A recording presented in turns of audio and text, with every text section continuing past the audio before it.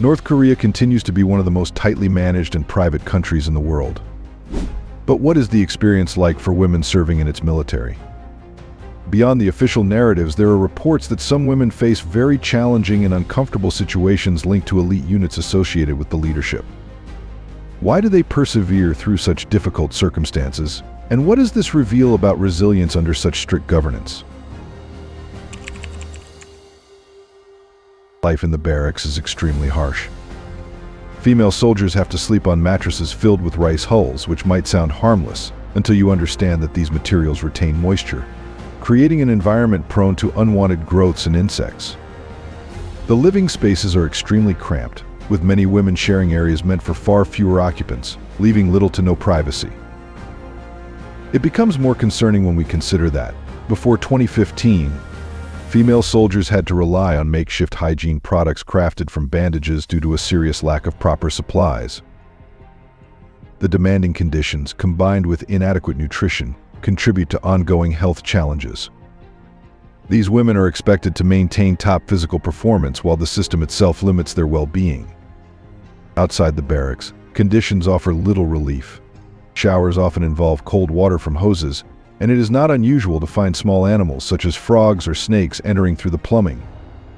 These circumstances highlight not only discomfort but also a clear absence of proper facilities for the personnel.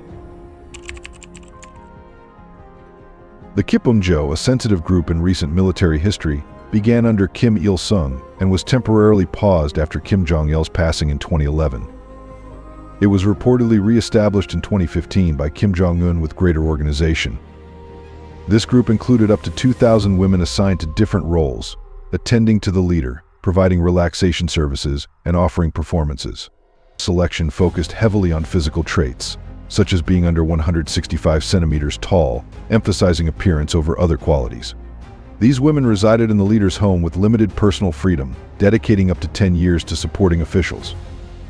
After their service, many were matched with military personnel in arranged unions, treated more as assets than individuals.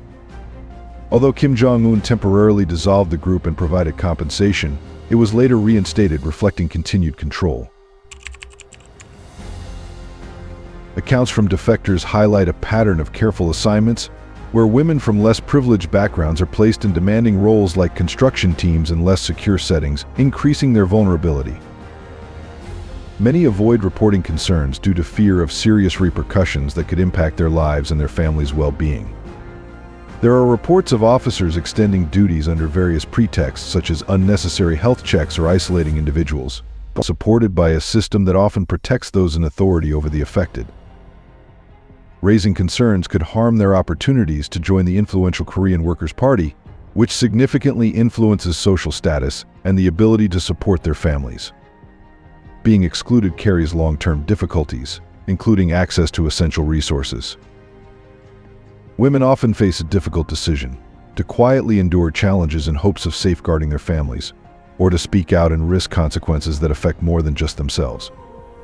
Choosing silence is usually a thoughtful response born from limited power, not weakness. The emotional strain is significant. In cases of unexpected pregnancy, women are expected to address the situation discreetly to minimize complications. Military procedures involved are often described as physically and emotionally taxing, with minimal medical support available. North Korea's military discipline reflects a system focused on reshaping women into loyal members of the state. Jennifer Kim, a former soldier who defected, shared experiences of a controlled environment disguised as training. It is not only demanding but intentionally challenging. Mistakes by one person result in consequences for the whole group, encouraging women to oversee each other and weakening trust. This form of psychological regulation is highly effective. Kim described intense daily routines, including extended periods in cold weather with limited clothing, used more as corrective measures than skill building. Soldiers were sometimes required to complete up to 100 laps in full gear, not to increase strength but to wear them down. A particular practice called resilience training involved dipping hands in cold water and placing them on chilled metal surfaces. While framed as mental toughness, its true aim was to normalize discomfort and convey that physical challenges should be endured without complaint. These routines are widespread and part of a system designed to reduce individual identity and promote complete compliance. The message is clear: the body serves the state, personal comfort is secondary, and challenges serve a greater cause. What is especially concerning is how these strict measures are presented as character development. The regime suggests these practices create strong soldiers, but in reality they foster individuals who follow orders without question, regardless of the difficulty. Female soldiers in North Korea face exceptionally high expectations. In addition to demanding military drills, they undertake physically challenging tasks like farming and construction, often in difficult conditions with limited resources. Though generally smaller in stature and receiving minimal nutrition, they are expected to match the output of their male counterparts. The difference in roles becomes clear after these long days. Women take on additional responsibilities that men do not, such as preparing meals, maintaining order, and managing supplies for the unit. The nickname cooking pot lid drivers reflects how the military perceives their role. After spending 12 to 14 hours on strenuous duties, these women still attend to domestic tasks before resting. This dual workload creates a difficult balance, performing equally in physical and combat roles while fulfilling traditional support duties. There is little acknowledgement, adjustment, or support for this added demand. Psychologically, the system continuously implies that, despite their hard work and sacrifices, women are seen as secondary. Their value is measured not only by their military contributions but also by their ability to care for others, even when fatigued. After long, demanding days, female soldiers return to tightly shared living spaces. Approximately 24 women occupy areas designed for half that number. Each has only a modest bunk and minimal space for personal belongings.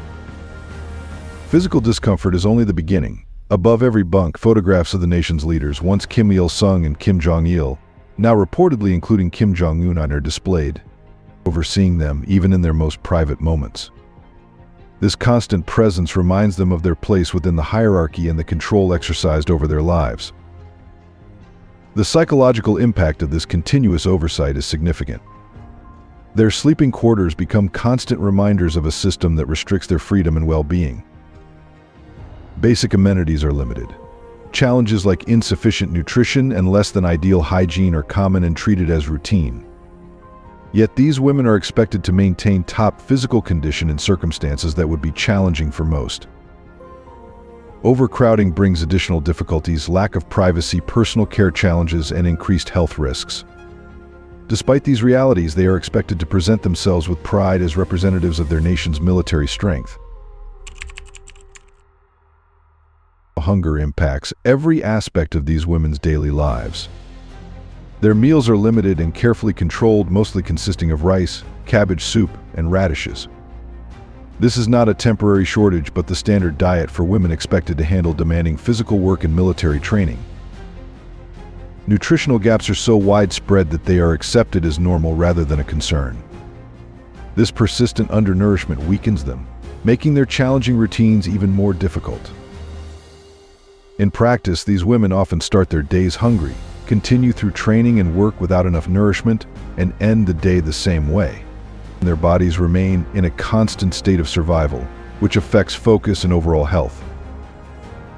This situation reflects the regime's priorities. Significant resources go into military programs and elite comforts, while basic nutrition for soldiers is considered non-essential. The message implied is that their well-being is not a priority. To make matters worse, any signs of weakness or struggle are often attributed to personal shortcomings rather than ongoing nutritional limitations. This adds a heavy psychological burden, as they are led to take responsibility for challenges outside their control. The introduction of mandatory military service for women in 2015 marked a notable change in response to North Korea's evolving challenges. This shift was less about equality and more about addressing shortages caused by declining birth rates and the severe famine from 1994 to 1998, which significantly affected the population. Rather than resolving underlying issues, the government expanded conscription to include women to fill the gaps. The recruitment process reflects some inconsistencies. While physical and medical assessments are required, a height requirement of 1.42 meters exists but is applied unevenly, highlighting the military's urgent need for personnel. It is said that a select group of highly skilled students may be exempt, but for most women, service is unavoidable and lasts 7 years. Before 2015, some women joined voluntarily, often motivated by the opportunity to join the Korean Workers' Party, which offered benefits such as improved food allocations, better career prospects, and higher income. In difficult times, even limited military advantages held appeal. The move from voluntary to mandatory service illustrates a tightening of control. Voluntary service allowed some personal agency, but mandatory service removes that choice, making military duty another means through which the state oversees women's lives and futures. After learning the truth behind the propaganda, how do you think awareness can make a difference? Drop your thoughts in the comments. The regime's approach to training female soldiers extends well beyond standard preparation. The so-called resilience exercises serve as structured methods to reshape individual identity, encouraging women to become fully compliant members of the state.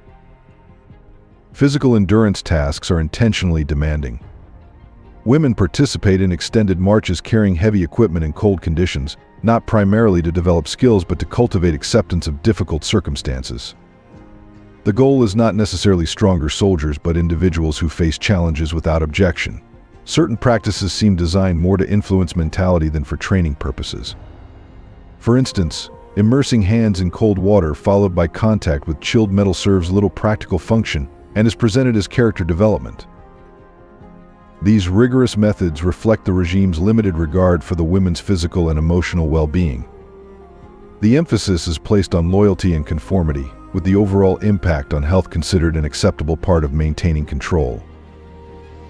What is particularly concerning is how these practices are portrayed externally, as indicators of dedication and strength, while they actually reveal consistent mistreatment. The women who complete these challenges are not merely symbols of resilience but individuals conditioned to accept demanding conditions as normal. When female soldiers complete their mandatory 7-year service, they often transition into another form of state arrangement. Marriage is guided by political considerations and state priorities rather than personal choice or connection.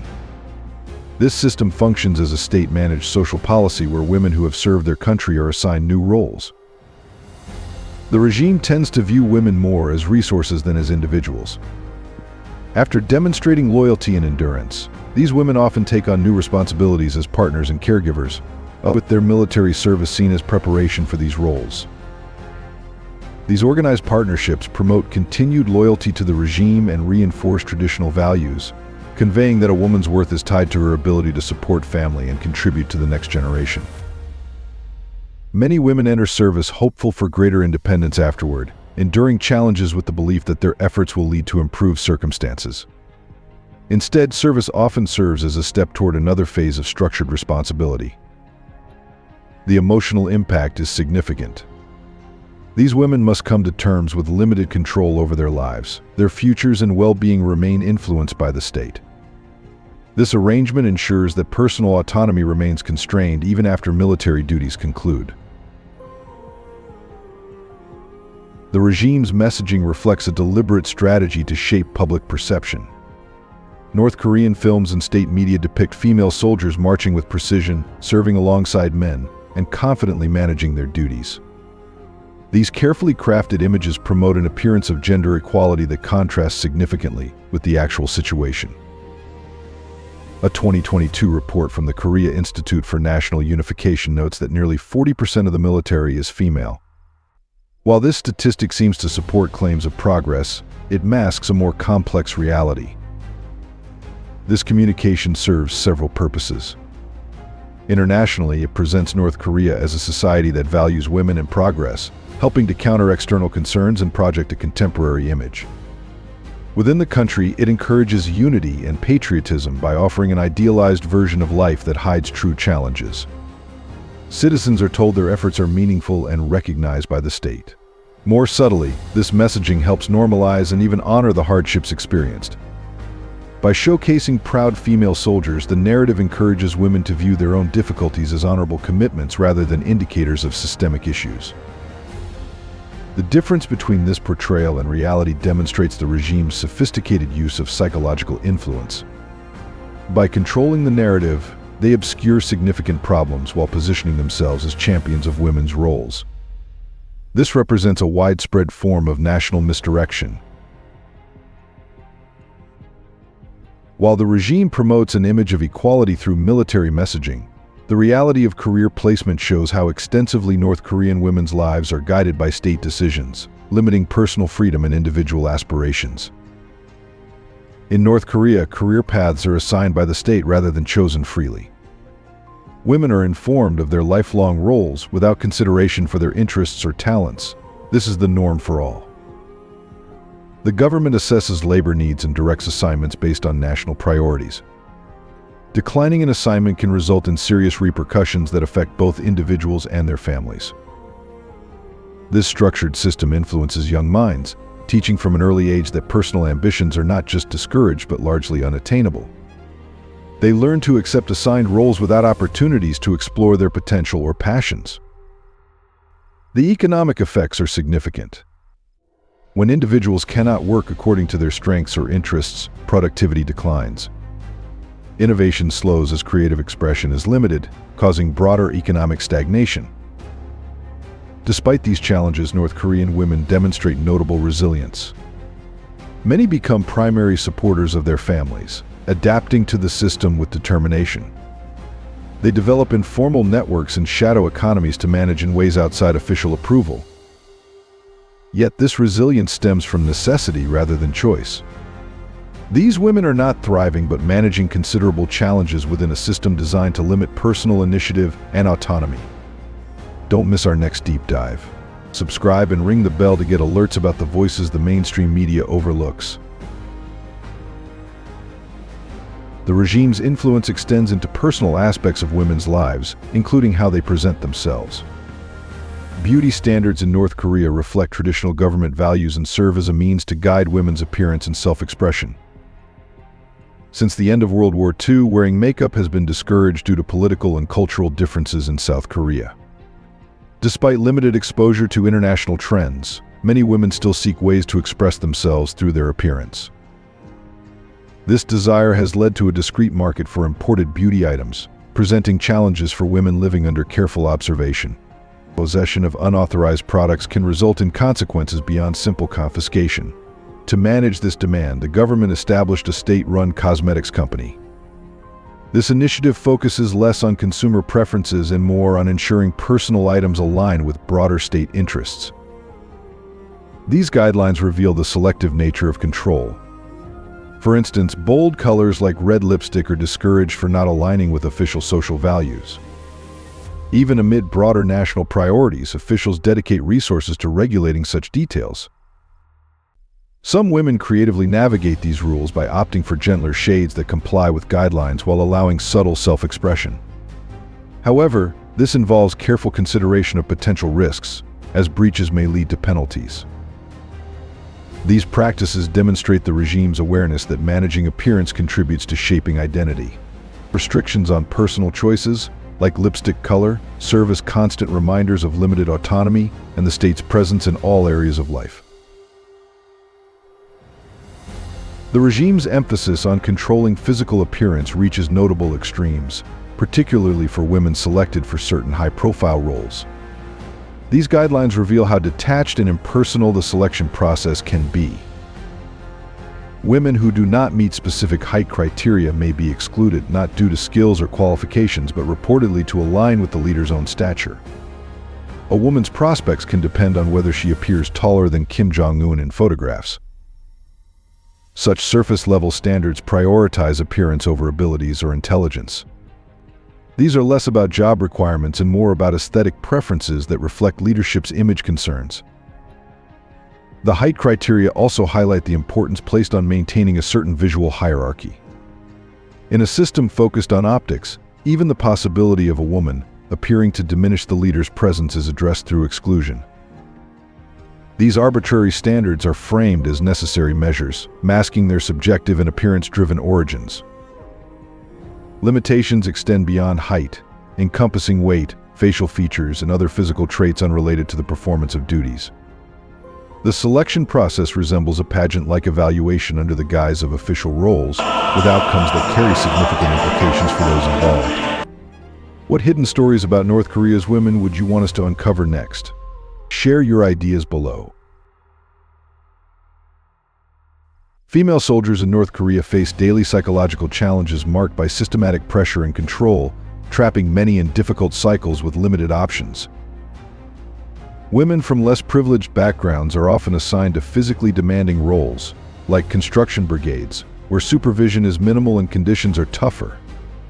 This is seen as a deliberate strategy to increase their vulnerability. Though help might theoretically be available, most women avoid reporting problems out of fear of serious consequences. These consequences can affect not only their own lives but also their families' futures. There are accounts of officers requiring female soldiers to stay beyond official hours under various pretexts. Some conduct unnecessary medical checks, while others isolate women in vulnerable situations, knowing the system protects those in power rather than the individuals affected.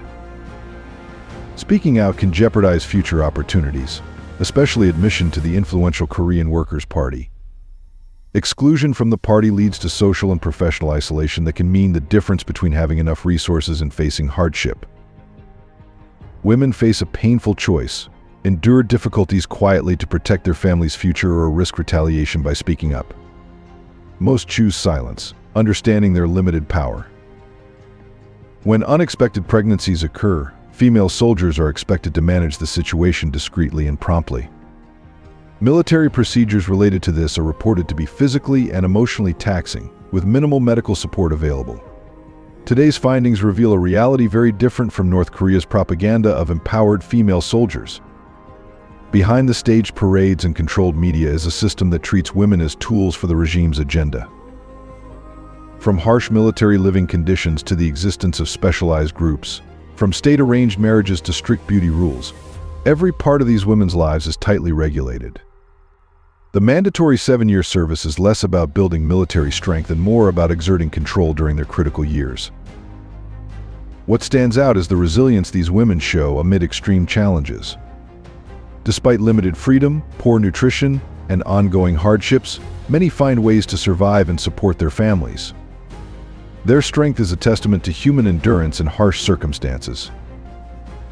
The gap between propaganda and reality reflects a common feature of authoritarian regimes, claiming equality while controlling and oppressing large segments of the population. Gender-based oppression is a tool for maintaining power. Recognizing the true experiences of North Korean women helps reveal similar patterns in other regimes. These women deserve recognition as individuals, whose sacrifices have long been hidden, not as symbols of false progress. If this investigation opened your eyes, please like and subscribe for more stories unseen by mainstream media. Share your thoughts in the comments and help spread awareness of realities behind state narratives. The truth matters. The more it's known, the harder it is for regimes to hide behind carefully crafted stories.